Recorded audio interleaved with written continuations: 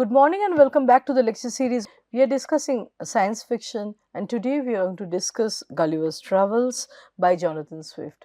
So, Jonathan Swift's Gulliver's Travels is one of the most famous satires written in the history of English literature. Many critics consider this satire as one of the earliest science fiction writings, whereas many others exclude this book from the science fiction genre. Gulliver's Travels is an adventure story involving several voyages of Lemuel Gulliver, who is a ship's surgeon who, due to a series of mishaps on his way to recognized ports, ends up on several unknown islands instead and ends up living with people and animals of unusual sizes, behaviors and philosophies. So, this is experimentation in a way of Gulliver's, his encounter with uh, different world systems, different world views, different types of people apart from what he has seen and known in his own civilization. This is actually something that informs so many kinds of travel narratives too. The element of exoticization is very much there. So, anything that is different from what we are, what we know and what we represent is always understood in terms of certain positive or negative values. So, however, after each adventure, Gulliver is somehow able to return to his home in England, where he recovers from these unusual experiences and then he sets again on a new voyage. In the first voyage, Gulliver is the only survivor of a shipwreck and he swims to Lilliput, where he is tied up by people who are less than 6 inches tall. He is then taken to the capital city and eventually released. The Lilliputians' small size mirrors their small mindedness. They indulge in ridiculous customs and very petty debates. So, for example, political affiliations are divided between men who wear high heeled shoes, who are symbolic of the English Tories, and those who wear the low heels representing the English Whigs. And court positions are filled by those who are best at rope dancing. So, these are very peculiar logic that inform the Lilliputian society. Gulliver is asked to help defend the Lilliput island against the empire of Blefuscu, with which Lilliputs are at war. So, in the war between Blefuscu, Gulliver is asked to defend Lilliput against the empire of Blefuscu, which is at war with the Lilliputs. At the end of the war, an egg should be broken because that is something, it's a kind of religious doctrine or a kind of ritual. So, Gulliver captures Blefuscu's naval fleet, thereby preventing any invasion. However, he declines to assist the emperor of Lilliput in conquering Blefuscu. Later, Gulliver extinguishes a fire in the royal palace by urinating on it. So, eventually he falls out of favor and he is sentenced to be blinded and starved. Gulliver flees to Blefuscu, where he finds a normal size boat and he is able to return to England. So, Gulliver's second voyage after this takes him to Brobdingnag. So, Brobdingnag is inhabited by a race of giants. A farm worker finds Gulliver and delivers him to the farm owner. The farm begins exhibiting Gulliver to people for money, and the farmer's young daughter, whose name is Glumdalclitch, takes care of him. One day, the queen orders the farmer to bring Gulliver to her and she purchases Gulliver. He becomes a favorite at court, However, the king reacts with contempt when Gulliver recounts the splendid achievements of his own civilization. The king responds to Gulliver's description of the government and about the history of England by concluding that the English people must be a race of odious vermin. Gulliver offers to make gunpowder and cannon for the king, but the king is horrified by the thought of such weaponry. Eventually, Gulliver is picked up by an eagle and then rescued at sea by people of his own size. On Gulliver's third voyage, he is set adrift by the pirates and eventually ends up on the flying island of Laputa. The people of Laputa all have one eye pointed inward and one upward, right? And they are so lost in thought that they must be reminded to pay attention to the world around them. Although they are greatly concerned with mathematics and with music, they have no practical applications for their learning or their knowledge. So, Laputa is the home of the king of Balnibarbi, uh, which is the continent just below Laputa. Gulliver is permitted to leave the island and visit Lagado, the capital of Balnibarbi. And Gulliver finds the farm fields in ruins and the people living in apparent squalor. Gulliver's host explains that the inhabitants follow the prescriptions of a learned academy in this city where the scientists undertake wholly impractical projects involving extracting sunbeams from cucumbers. So later, Gulliver visits a place called Glubdubdrib, which is the island of the sorcerers, and there he speaks with great men of past and he learns from them about the lies of history. In the kingdom of Lugnag, he visits the Struldbrugs who are immortal but who age as though they were mortal and are thus miserable. So, from Lugnag, he is able to sail to Japan and then from there he comes back to England. In his fourth voyage, Gulliver visits the land of Houyhnhnms, which is a race of intelligent horses who are, cleaner and more rational, more communal and benevolent than the brutish, filthy, greedy, and degenerate humanoid races. And they call the humanoid race as Yahoos, some of whom have been tamed by the Houyhnhnms. So, this shows the horse race taming the humans shows an ironic inversion of the human animal relationship. So, Houyhnhnms are very curious about Gulliver, who seems to be both a Yahoo and also civilized. But after Gulliver describes his country and its history to the master Houyhnhnm, the Houyhnhnm concludes that the people of England are not very different and not any more reasonable than the Yahoos existing with them.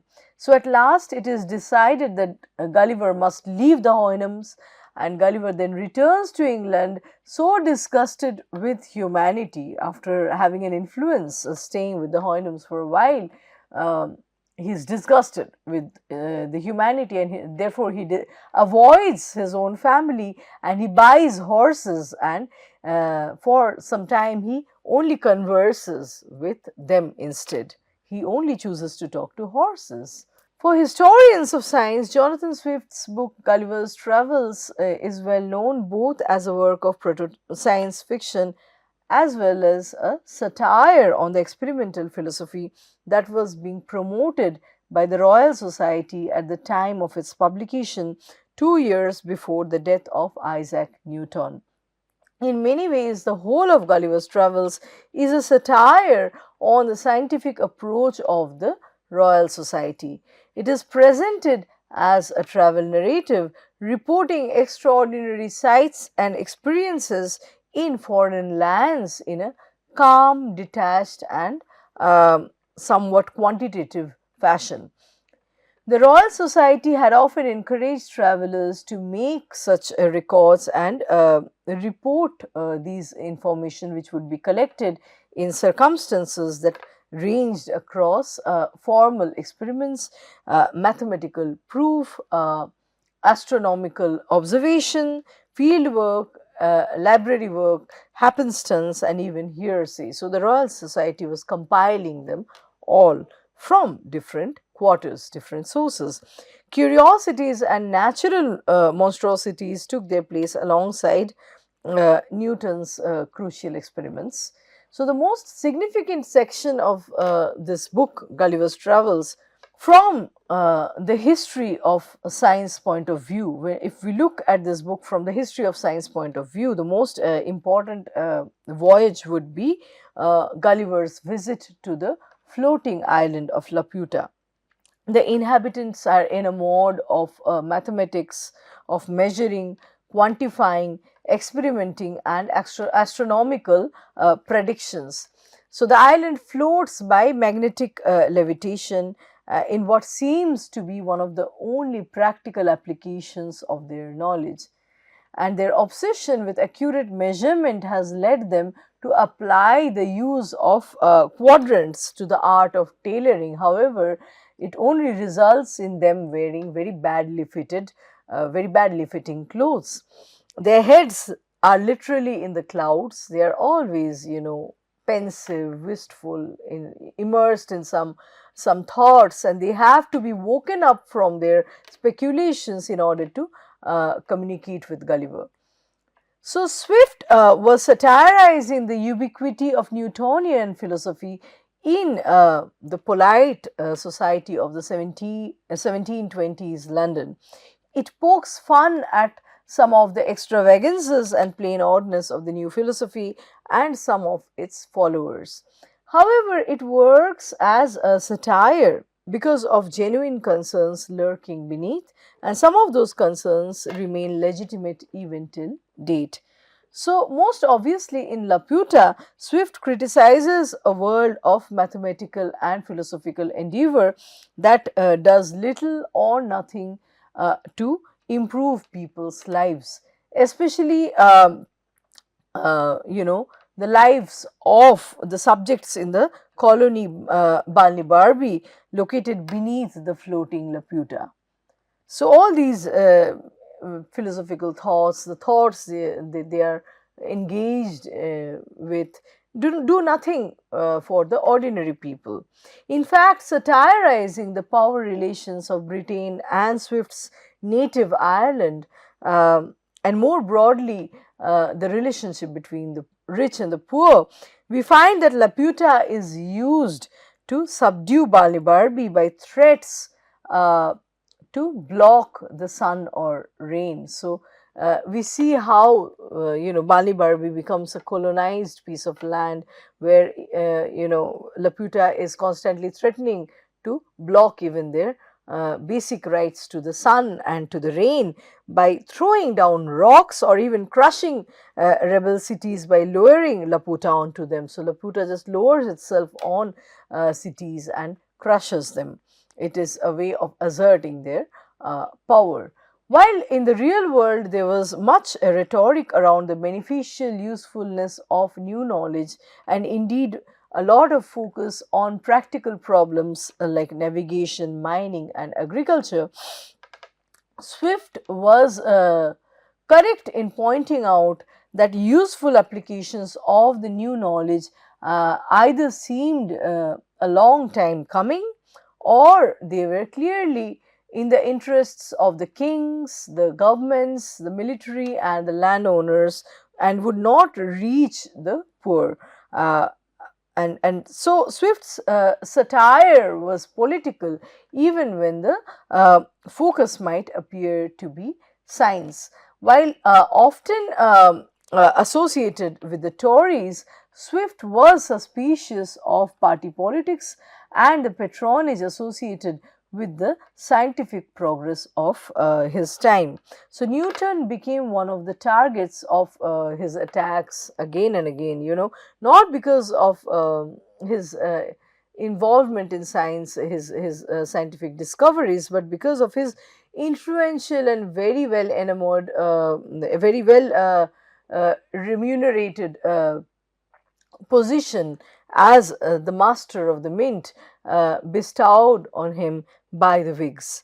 So Swift's targets were political and often very personal. So, Swift is pointing to the scientific folly of being satisfied simply with the astronomical predictions, experimental apparatus, and measurements, whereas the ordinary people continue to starve, and none of these, discoveries do anything to better the lives of the commons. This informs the satire that he pens down against the mindless scientific progress. Cognition, with its rational, logical implications, refers to that aspect of science fiction which prompts us to try and understand, to comprehend the alien landscape of a given science fiction book, film, or story. Second, estrangement is a term from Brecht, more usually rendered in English language criticism as alienation, and in this context, in the context of science fiction, alienation refers to that element of science fiction which we recognize as different, which estranges us from the familiar and from the everyday.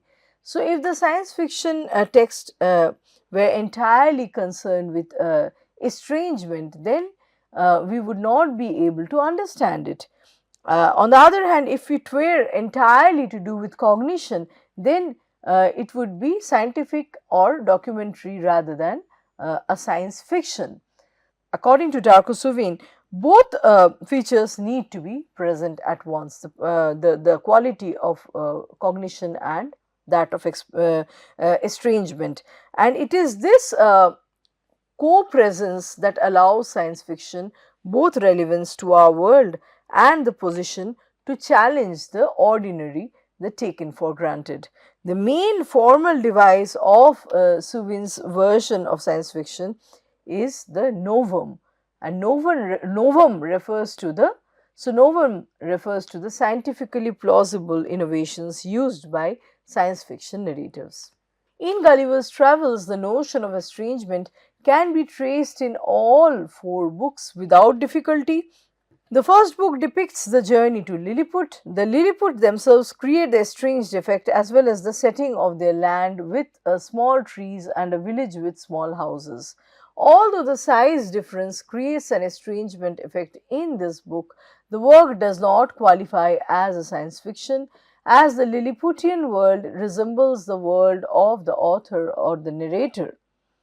Both worlds consist of similar social and political systems of monarchy and hierarchies. While one of the main aspects of science fiction is to create a world which is completely different in social and political grounds to the world of the author, this does not happen in the case of Gulliver's Travels. Further, one can also add that no scientific matter is considered in this book to contribute to the science part of the science fiction. The book is merely a satire on the British monarchy and society. A similar analysis can be done for Book 2, where Gulliver, on his second voyage to Brobdingnag, meets the giants. The setting again has been estranged by the idea of the giant men and giant landscapes and towns. As for scientific matters, we don't see much significant scientific elements to be discussed here. Overall, both the books, book 1 and book 2, fail to sufficiently give us elements of a science fiction work. The floating island of Laputa itself contains all the science fiction elements in this book. It is based on a pseudoscientific fact that a piece of land may float and move about space via a controlled electromagnetic field. The whole estranged setting of the Laputans reflected in their clothing, in their language based on abstract sciences such as mathematics and music, their strange anti-geometrical behaviors, their interest in celestial bodies, all of these contribute to the estrangement effect required for a science fiction work. Their social and political systems also vary greatly because the king had used the floating island as a weapon, as a way of controlling and punishing the disobeying town by fixing this island on top of these towns, right, and crushing them and depriving them of sun and rain. But at the end, this method fails, and so the king is trapped to stay on the island forever, right? Uh, Another important part of this book is the academy. Gulliver tells that the Laputans make him feel neglected and that he is bored by their constantly talking about mathematics, music, and geometry. He is told that he can visit the academy. In his visit to academy, he finds absurd treatments of science and language and becomes even more shocked. The position of the mad scientist in an educational and research facility itself contributes to an estrangement effect in this book. So, the other important complementary factor uh, that needed to put this chapter among science fiction writings is the feature of cognition. By showing a different kind of society and also by the way it presents the academy, this chapter brings to mind questions about man, knowledge, and limitations of knowledge. These are the questions that originate from the usage of science and technology, right? For example, the giant magnet of the floating island, and that ends in the mere philosophy of knowledge showed in its absurd end, right? The absurd end in the academy. These questions lay among epistemological questions that were aimed at giving cognition. Therefore, the third book of Gulliver's travels, the third expedition or voyage of Gulliver, can be considered as a science fiction story. The fourth book of Gulliver's travels is perhaps the most favorable among the whole book. So, the setting is a forest similar to what we find in our own world, but what can create an estrangement effect is perhaps the people who populate this forest. Uh, the talking intelligent horses, the houyhnhnms, and the savage human beings or yahoos. So, nothing scientific again goes on over here. However, we see that even though the horses speak in their own language, there is no reference to any sort of scientific explanation. So, it is considered as mere fantasy. The comparison between the yahoos who look like man but act like animals and the horses that look like animals but act and speak as intelligent humans is interesting because it raises questions that lead to cognition. It in a way inverses, it plays with the idea of cognition. Such a satirical work leads us to cognition as it questions the way we live. It criticizes our societies, our habits, our ways of life and thoughts. But it does not necessarily have to have any science fictional elements in it. In the conclusion, we can see that although Gulliver's Travels may not completely fall into the category of science fiction novels, however, it shares some major elements with them that makes it a predecessor of the science fiction genre. The floating island of Laputa itself contains all science fictional elements. It is based on a pseudoscientific fact that a piece of land may float and move about space via a controlled electromagnetic field. So, Laputa depicts man's desire for knowledge and technology, and it is shown as something bad and destructive, which results in imposition of force, ultimately isolation and madness. So, the dystopia depicted here is more understandable, as this book, the fourth book, also possesses stronger science fictional roots. So, it has been shown that the knowledgeable, intelligent people of Laputa eventually used their knowledge for force to exert force and control over others, to assert their power, but eventually they failed and they were forced to stay on the floating island and never leave it. They were isolated in that island. The academy again is another good example of how a society and its mere reliance on knowledge leads to destruction and decay, right? Another important thing that happens is the children who are born with a red mark on their foreheads, and they are actually, this red mark is a marker of their immortality. Swift shows us through these immortals that immortality is a very perverse idea. Even if science at any point is able to attain any elixir for that enables immortality, it is something not desirable. It's a very decadent thing. It's anti nature. It does not support a flourishing and thriving ecological system. If things are born and they do not die in due time, it's going to disrupt the ecological balance. So, with this, we come to the end of our lecture today. Let's meet again with another topic and another round of discussions in our next lecture. Thank you.